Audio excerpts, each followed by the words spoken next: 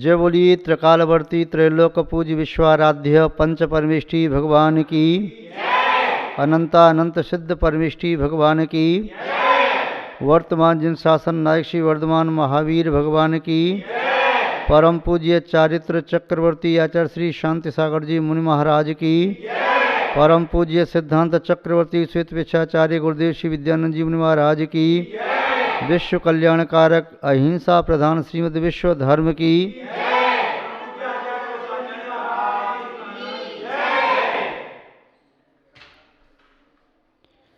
धर्म स्नेही सत श्रद्धालु यहाँ पर उपस्थित आप सभी भव्य वर पुंडरीक पुण्यात्मा महानुभाव, जीवन जब तक सामान्य रहता है तब तक विशेष की प्राप्ति नहीं होती।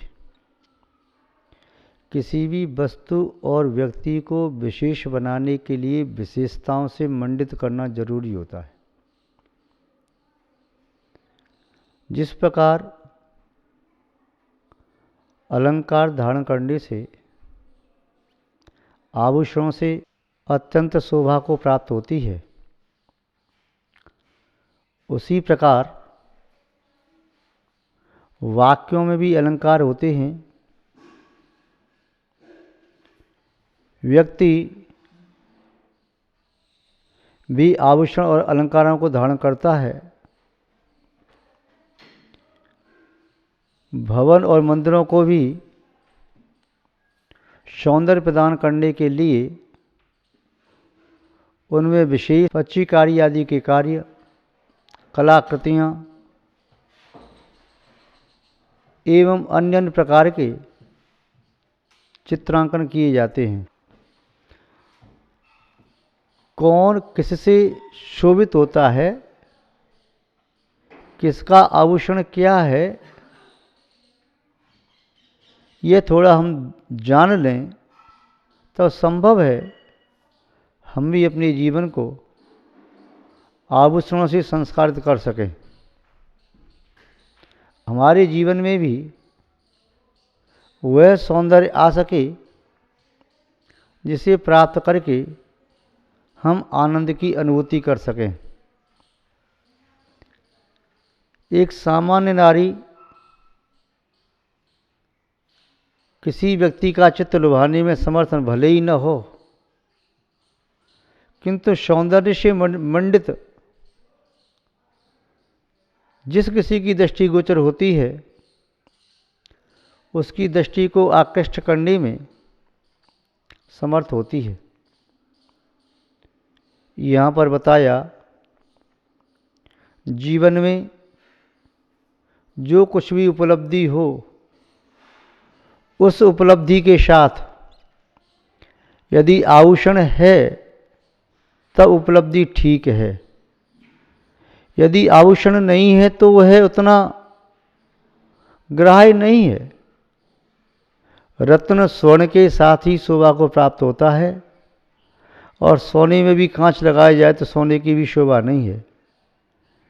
तालाब कमलों से सहित हो तो अच्छा लगता है, कमल भी तालाब के बाहर किसी गड्ढे में हो तो शोभा को प्राप्त नहीं होता। चंद्रमा तारों से शोभा को प्राप्त होता है, और तारा समूह भी अपने मध्य में चंद्रमा को रख करके शोभा को प्राप्त होता है। ऐसे ही नीति शतक में लिखा है, ऐश्वर्यस्य विभूषणं सुजनता, शौर्यस्य वाक् संयमो, ज्ञानस्योपशमा स्वतस्य विनयो, वित्तस्य पात्रे व्ययः, अक्रोधो तपसः क्षमा प्रभवतो, धर्मस्य निर्वाच्यताम्, सर्वेषामपि काल सर्वेषामपि सर्वकाल सुभगं शीलं परम भूषणम। यहाँ पर बता रहे हैं, ऐश्वर्यस्य विभूषणम सुजनता। ऐश्वर्य को प्राप्त करके यदि सज्जनता नहीं है तो ऐश्वर्य सुंदर नहीं है। जिस व्यक्ति के पास जितना अधिक ऐश्वर्य हो, वैभव हो, धन संपत्ति हो और साथ में सज्जनता हो तो ऐश्वर्य की शोभा है। सज्जनता के साथ ऐश्वर्य है तो शोभा को प्राप्त होता है।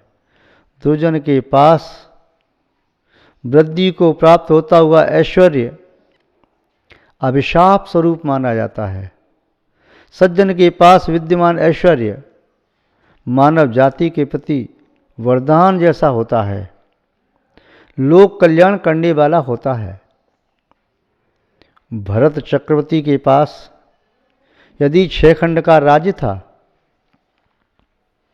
तो उनके पास सज्जनता भी थी। उन्होंने अपने ऐश्वर्य के माध्यम से केवल शरीर को सुख देने का प्रयास नहीं किया, भौतिक सुख सुविधाओं को प्राप्त करके उनमें लीन नहीं रहे, अपितु विरक्त होकर के मर्यादा पूर्वक उस ऐश्वर्य का भोग किया और उन्होंने उस ऐश्वर्य को पुण्य कार्य में लगाने का सम्यक पुरुषार्थ किया। ऐश्वर्य को प्राप्त करके अन्याय, अनीति, अत्याचार आदि का नाम निशान भी दूर कर दिया। ऐश्वर्य को प्राप्त करके जो परोपकार उन्होंने किया लोक विख्यात है। उनका ऐश्वर्य वास्तव में सार्थक अवस्था को प्राप्त हुआ। ऐसे ही अनेक राजा हुए जिन्होंने अपने ऐश्वर्य का, अपनी सत्ता का, अपनी प्रभुता का जो सम्यक उपयोग किया वह प्रशंसनीय नहीं, स्तुत्य भी है। शौर्यस्य वाक् संयमो। यदि शौर्य वीरता का आभूषण है तो वह वाणी का संयम। कितनी भी विषम परिस्थिति में जिसका वचन संयम भंग नहीं होता, वचन नियंत्रण खंडित नहीं होता, निस्संदेह वही व्यक्ति पराक्रमीय सूरवीर है। बड़े बड़े महायोद्धा जिनकी बल का कोई पता नहीं लगा सकता, निस्सीम शक्ति, किंतु उनकी वाणी सदैव ही पुरस्कृत होती है, शास्त्र से प्रमाणित होती है, हितमित प्रिय होती है। भरतेश के अनुज बाहुबली कामदेव दोनों ही चरम शरीरी मोक्षगामी। युद्ध हुआ, जल युद्ध, दृष्टि युद्ध, मल्ल युद्ध।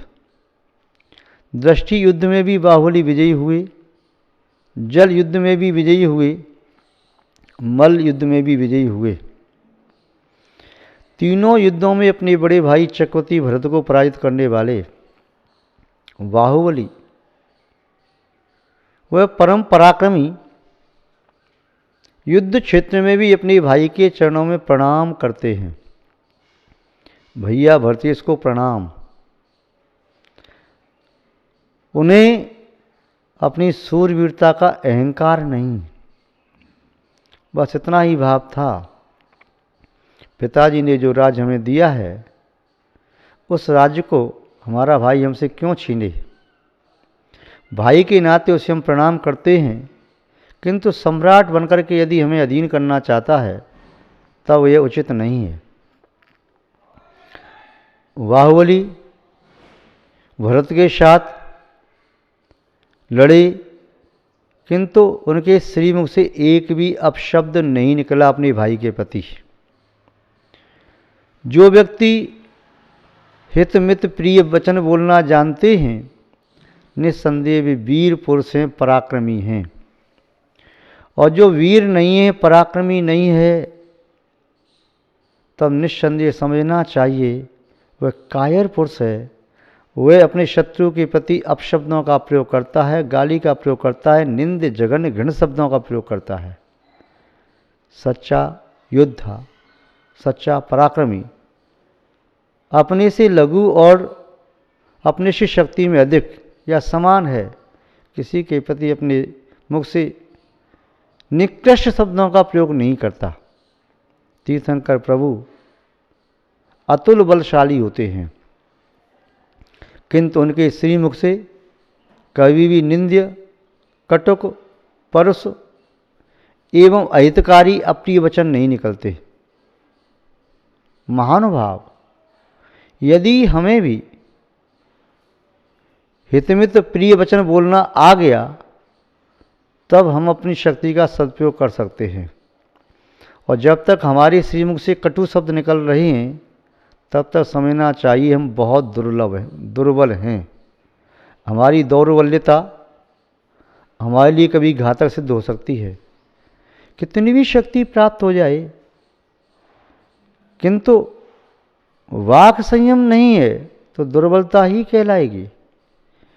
और वाक संयम करने के लिए आत्मशक्ति चाहिए, शरीर का बल पर्याप्त नहीं है। तो वाक संयम योगी करता है, वाक संयम सज्जन व्यक्ति रखता है, वाक संयम विद्वान रखता है। जिसकी वाणी पर संयम नहीं, वह कैसा विद्वान? जिसकी वाणी पर संयम नहीं तो वह कैसा पराक्रमी? जिसकी वाणी पर संयम नहीं तो वह कैसा साधक? जिसकी वाणी पर संयम नहीं तो वह कैसा सुसमर्थ व्यक्ति? यदि अपनी वाणी पर संयम रखता है, तब निस्संदेह वह समझना चाहिए कि श्रेष्ठता के क्षेत्र में आगे बढ़ रहा है। आगे कहा, ज्ञानस्योपसमा श्रुतस्य विनयो वित्तस्य पात्रे व्ययः। ज्ञान को प्राप्त करके कसायों का उपशमन करना चाहिए। शास्त्र ज्ञान का यदि कोई लाभ है तो शास्त्र ज्ञान का यही लाभ है कि अपनी कसायों को समन करे। जिस व्यक्ति को क्रोध आता है, अहंकार आता है, प्रवंचना के भाव होते हैं या लोभ की प्रवृत्ति चलती रहती है, ऐसा व्यक्ति ज्ञान से रहित है। वह शब्दों के भार को वैशाख नंदन की तरह से ढो रहा है, किंतु जिसने उन ज्ञान के शब्दों को अपने जीवन में उतारा है तो उसकी चर्या बदल जाएगी। नींबू के रस की बूंद यदि जल में गिर जाती है तो जल को खारी कर देती है, दूध में गिर जाती है तो दूध को फाड़ देती है।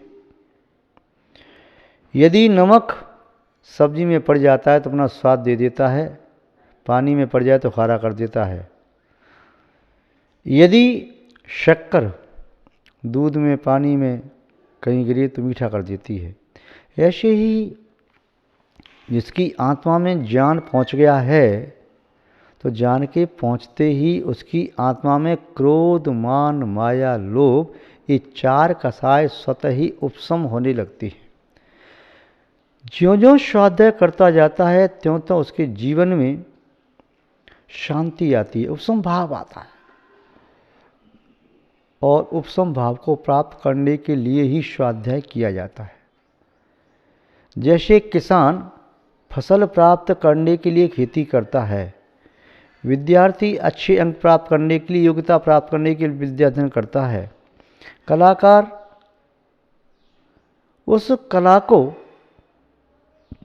ग्रहण करता है जिस कला के माध्यम से लोकोपकार और प्रशंसा प्राप्त की जा सके।